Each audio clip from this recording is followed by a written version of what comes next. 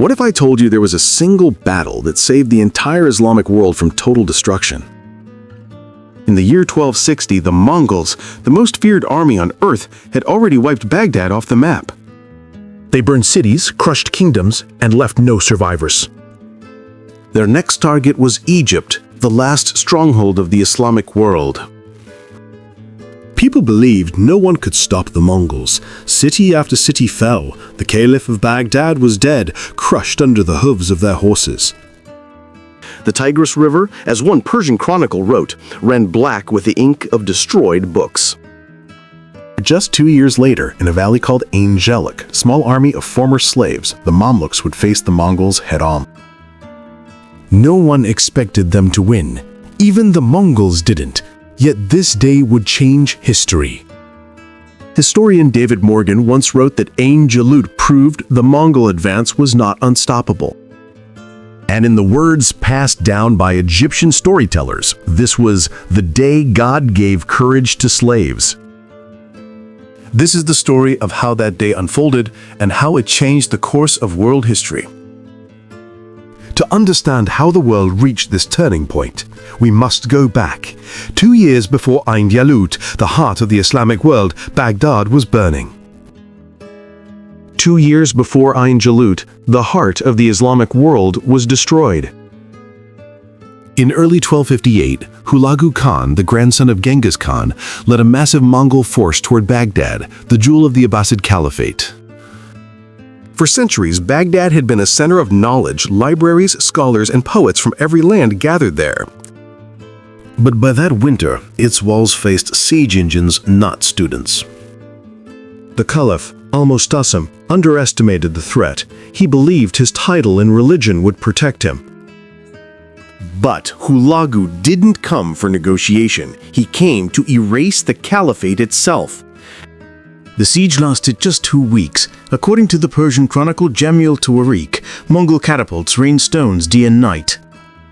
The walls crumbled, and the city that once led the world in knowledge fell silent under fire.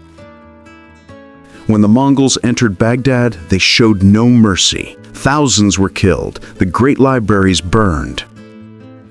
Some accounts say the Tigris River turned dark, not from blood, but from the ink of books thrown into its waters. The Caliph was captured and executed. Some say he was rolled inside a carpet and trampled to death so that no royal blood would touch the ground. With Baghdad gone, the Islamic world had lost its heart. One eyewitness wrote, "There was no caliph on earth." The Mongols now stood at the gates of Syria, and soon Egypt would be next. But far to the west, in Cairo, a new power was rising, one born from slavery, hardened by war. While the east burned under Mongol fire, a new force was taking shape in Egypt, the Mamluks. The word Mamluk means owned. They were once slaves, boys taken from the steppes, sold to serve the Sultan's army. But through loyalty and skill, they became the protectors of Egypt itself. When the Ayyubid dynasty collapsed in 1250, it was the Mamluks who seized control. Their leader, Shajar al-Dur, a former slave queen, declared herself sultan. Her rule was short, but her legacy lasted. After her, generals like Aybak and Qutuz rose, men forged from discipline, not birthright. The Mamluks were different. They trained together, ate together, and lived by strict brotherhood. Their loyalty was to each other, not to kings. By 1259, when news of Baghdad's destruction reached Cairo, Sultan Qutuz knew Egypt would be next. He ordered the army to prepare. But against the Mongols, could slaves truly stand a chance? One man beside him would soon change history, a fierce commander named Baibars, known for his sharp mind and unmatched courage. Together, they would defy the Mongol tide. In the spring of 1260, the Mongols began their march west, destroying Aleppo and Damascus. But in Cairo, the Mamluks were already moving. Spring 1260, the Mongol army was unstoppable. Aleppo had fallen, Damascus had surrendered without a fight. After the death of Hulagu's brother, the great Khan Monka, Yahulagu withdrew part of his army east to claim succession, leaving a smaller but deadly force under his general Kitbuga. Kitbuka was ruthless and confident. He believed no army could challenge the Mongols. But he underestimated what awaited him in Egypt. In Cairo, Sultan Qutuz gathered his commanders. "We fight not just for Egypt," he said, "but for every city the Mongols have burned." Baibars proposed a daring plan to march out and confront the Mongols in open terrain far from Cairo's walls. It was risky, but Qutuz agreed. The route cut through the harsh Sinai and up toward Palestine, across the same paths once used by prophets and crusaders. Along the way, they were joined by survivors from Syria, soldiers, villagers, scholars, all fleeing the Mongol advance. Every mile closer to the north meant greater danger, but also greater unity. For the first time in generations, the Muslim armies were united under one command. By late August, Qutuz's army reached the Jezreel Valley, a fertile plain in Galilee known in Arabic as Ain Jalut, the spring of Goliath. The battlefield was set. Two worlds, one born from empire, one from servitude, were about to collide. At Ain Jalut, the future of the Islamic world and perhaps all of Asia hung in the balance. September 3rd, 1260, dawn breaks over Ain Jalut. The valley is quiet, but every man knows what's coming. The Mamluk army, around 20,000 strong, takes position. Qutuz commands the center. Baibars leads the vanguard, a master of deception and speed. Across the valley stands Kitbuka's army, around 12,000 Mongols. Smaller in number but hardened by years of conquest. As the morning mist clears, horns echo. Baibars launches the first charge fast and loud, striking the Mongol front with brutal precision. But it's a trap. Baibars attacks only to retreat, a feigned withdrawal, a move the Mongols once used themselves. Kitbuka takes the bait. He orders a full pursuit. The Mongol vanguard surges forward, unaware they're riding into the jaws of the trap. From behind the hills, Qutuz gives the signal. Drums thunder. The hidden Mamluk wings sweep down and close the valley like a steel gate. Chaos explodes, arrows fill the air, horses scream. The Mongols, trapped, fight desperately. Kitbuka refuses to retreat. In the middle of the fight, Qutuz removes his helmet and shouts, "For the Islam, O warriors of God!" His cry echoes across the battlefield. Inspired, the Mamluks surge forward. Their lines tighten. Step by step, the Mongols begin to falter. Kitbuka fights to the last, surrounded. When he's finally captured, he spits at his captors, unbroken even in defeat. Moments later, he's executed on the battlefield. As the sun sets, the valley falls silent again. For the first time, the Mongols have been defeated in open battle.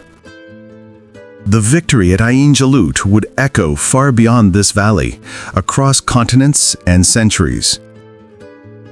The Mongols were not invincible after all, and from Egypt, a new power had risen to defend the world of Islam. News of Ain Jalut spread like wildfire. Across the Islamic world, from Cairo to Damascus, people could hardly believe it. The Mongols had been stopped. For decades, the Mongols were seen as unstoppable, armies of iron that had crushed Persia, Baghdad, and Syria. But now, the myth of invincibility was shattered. Chroniclers of the time wrote that people cried in the streets, not out of sorrow but relief. God has sent us victory through his servants, one witness in Damascus recorded.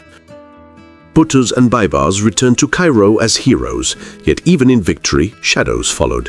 Power, as always, would test loyalty. Sources differ on what happened next. Some chronicles claim Baibars, once Qutuz's ally, turned against him, driven by ambition and resentment. On their way back from Syria, Qutuz was assassinated. Accounts say by Baibars himself, a victory born of unity ended in division. Yet history remembers them both, the commander and the tactician, as the men who stood against the Mongol tide. Without their courage, the Islamic world might have fallen forever. From that day, the Mamluks became more than warriors. They became the guardians of the Muslim world and the protectors of its lands and faith. But beyond the deserts and cities, the world watched in silence. What would come after Ain Jalut? Would peace last, or would the storm return? The battlefield of Ain Jalut lay silent, the dust settled, the bodies buried, but the world was still holding its breath. For the first time in living memory, the Mongol advance had stopped. Kingdoms that once trembled began to rise again, but none could be sure if the storm was truly over. In Europe, kings and popes were stunned. Envoys wrote home, "The Mongols have fallen." Yet in their letters, fear still lingered. What if this was only a pause? In the east, Hulagu Khan raged when he heard the news. Kibuka was dead and his proud army broken, but vengeance would have to wait. His brother, the great Khan Munki, had just died in China. With the empire divided by succession struggles, the Mongols could no longer strike back with full force. The unity that once terrified the world began to crack. Meanwhile in Cairo, the Mamluks strengthened their rule. They rebuilt their armies, fortified their borders, and watched the horizon carefully, knowing the Mongols might return.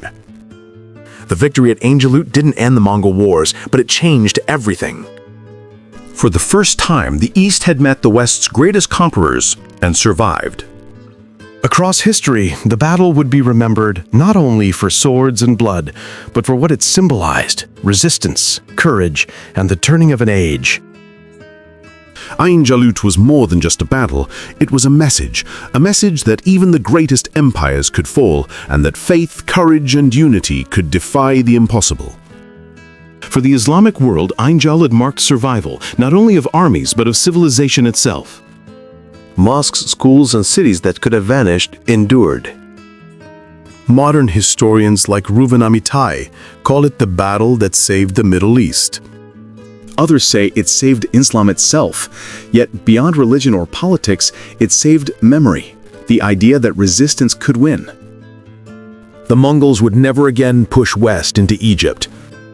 Their empire would fracture, their generals divided, and from Cairo, the Mamluk dynasty would rule for centuries. Ain Jalut also left its mark on the world's imagination.